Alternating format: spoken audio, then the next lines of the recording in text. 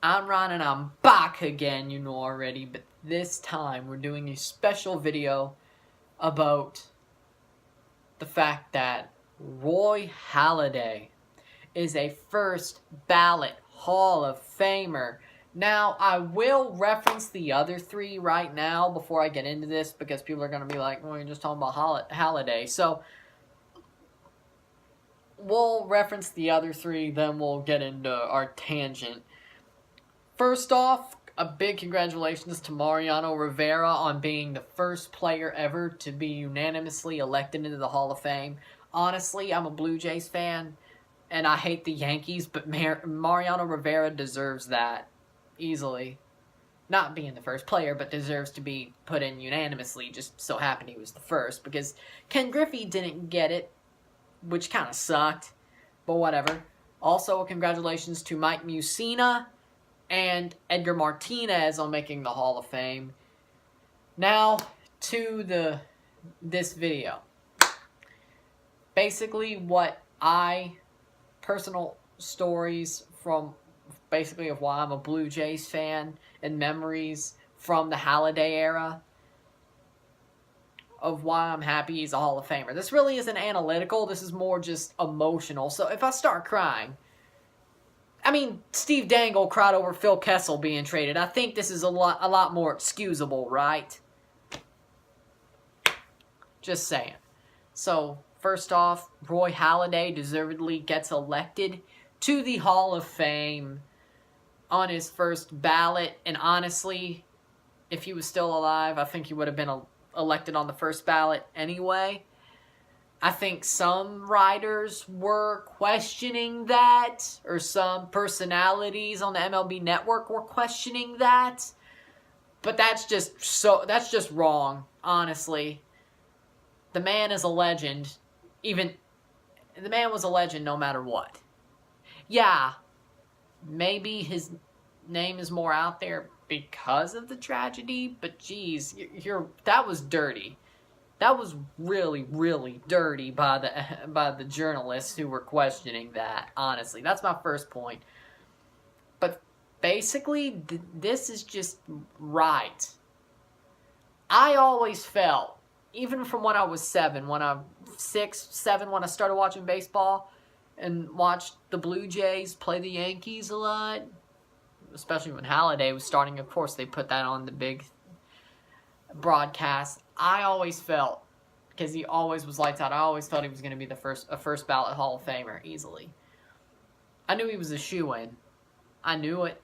I think every Blue Jays fan knew it when they were watching him pitch, because honestly, besides the first season when he had to go back down to Dunedin, I mean, let's be honest here, everybody saw his talent, and that's a great thing. Everybody knew that he had that talent. Everybody knew that he was a first ballot Hall of Famer. If you didn't admit it, you were nutty. Or you were a Yankees fan. Honestly. Like, it's crazy, you know? It's crazy. And honestly, it's just so great to see somebody who was one of my first 2 baseball players get elected into the Hall of Fame, especially on the first ballot. Now, yes, I know this is weird. I'll explain this. I'm a Blue Jays fan, but I do live in near St. Louis, Missouri. Not in, but close enough. But nobody knows what part of Illinois I actually live in. They'll think Chicago, so I'll just say St. Louis. So, yes, I did act like I liked the Cardinals because I thought everything was hated like the New England Patriots. My first 2 favorite baseball players were Roy Halladay and Scott Rowland. Rowland deserved to get elected, but I think he'll make it. But Roy Halladay definitely deserved to be a first ballot. It would have been an atrocity if he wasn't a first ballot Hall of Famer. Would have been an atrocity, easily. Basically, the man was dominant everywhere he went, every year he pitched. Toronto, 12 years of dominance. 4 years of dominance with the Phillies. A perfect game and a no-hitter. A perfect game and a no-hitter. It's crazy. a perfect game and a no-hitter. A lot of complete games. A lot of complete game shutouts with the Blue Jays. Never got that no-hitter in Toronto, but he got a no-hitter and a perfect game in the same year in Philadelphia. And I'll tell you, those were some moments, you know. Like, it seemed like for a time there, every time he pitched, you were in for a show. Like, when I started watching the Blue Jays back in like 06, 07, when I started realizing what baseball was, first game I watched, it was a Blue Jays game. I think it was Blue Jays, Yankees. I know Halladay started it. I know it was an AL East game. It's 2006. Of course, it's kind of... But it was a Halladay start against the AL East team. It was about early midsummer. I'd say about a June or July game. But he was on fire. On fire. And I'm like, oh, wow. This guy is good. And he made the Blue Jays look really, really good. If they didn't win, they lost by 1. And I'm like, this is a team I should root for. Turns out that was probably not the best idea, but turns out probably not the best idea, but whatever, you know. Because then I look at the record, I'm like, oh, that's just Roy Halladay. And luck. Makes sense. But, like, honestly, I'm happy for his family that they get to see him be honored in July at Cooperstown. I know I'm going to be crying whenever they do the induction ceremony and they have the speech. I'll probably be watching on TV, but if I can make my way down to Cooperstown for that, I definitely will. I definitely am going to be crying. I cried when they did the level of excellence thing at the start of the season. That was tear-inducing, you know. It was tear-inducing, you know. It was tears of sadness, but I think also there were some tears of joy in there because of how good he was as a Toronto Blue Jay.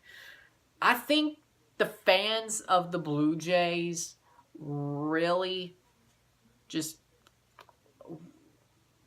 He became their guy when he was there because of how good he was. And he was one of the only bright spots in a really bad team. A really bad series of teams. Not just bad teams. Yes, and it was really fun when him and Roland were on the same team together. Yes, and I guess David Eckstein too. 2008? Yeah. That was fun. That was very fun. For me, at least. Didn't have to feel guilty about rooting for Roland, you know. And Eckstein. But, you know. But, yeah. Roy Halladay was the only standout on a grouping of okay to bad teams. And that's why everybody loved him. And in Philly... He was just so good. They all... And I know people probably find this wrong, but I love that Philadelphia loves Roy Halladay so much. It's nice to see two fan bases loving the same player the same amount. It's just a great thing. I mean, it's honestly a great thing when you think about it because it's just crazy, you know?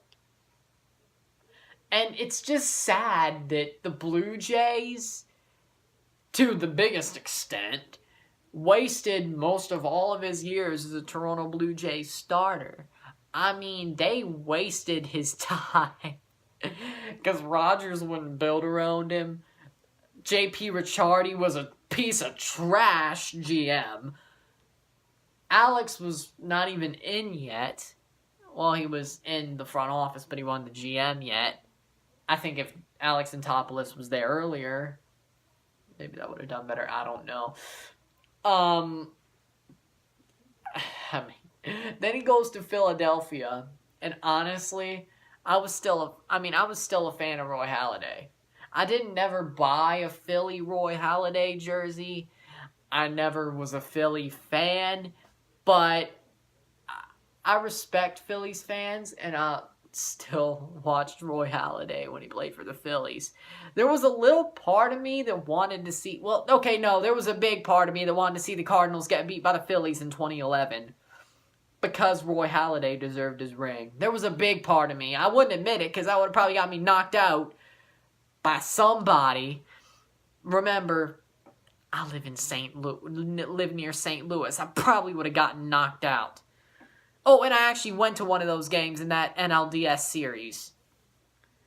I would have been knocked out. Just no.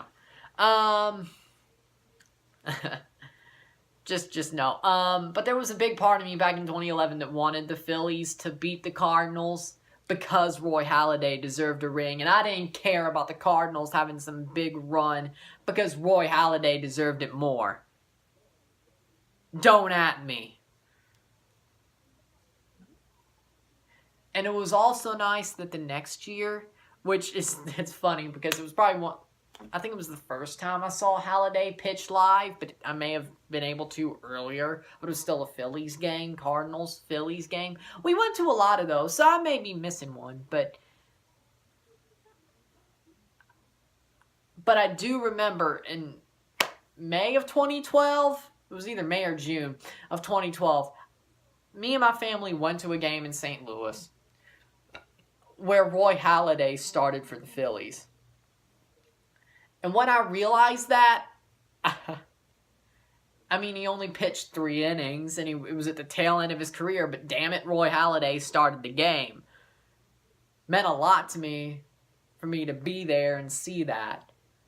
Like, the first time I realized Roy Halladay was starting as a Philly against the Cardinals, and I was able to watch him live. Like, that's the first time it occurred to me. And then it also probably occurred to me because I knew it was probably one of his last seasons because, that was one of the worst starts I've ever seen from Roy. 2012, he was older. I'm not saying,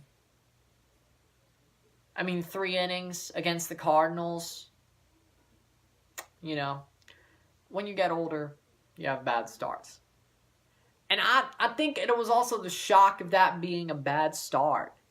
Because when you're used to watching somebody dominate for not 16 years, because I was 7 when I started watching the Blue Jays and, whatever. Blue Jays and Phillies thing. But point being, his whole career, 16 years.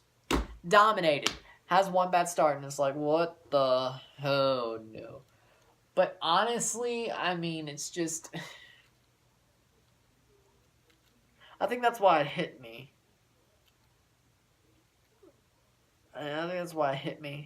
Because honestly...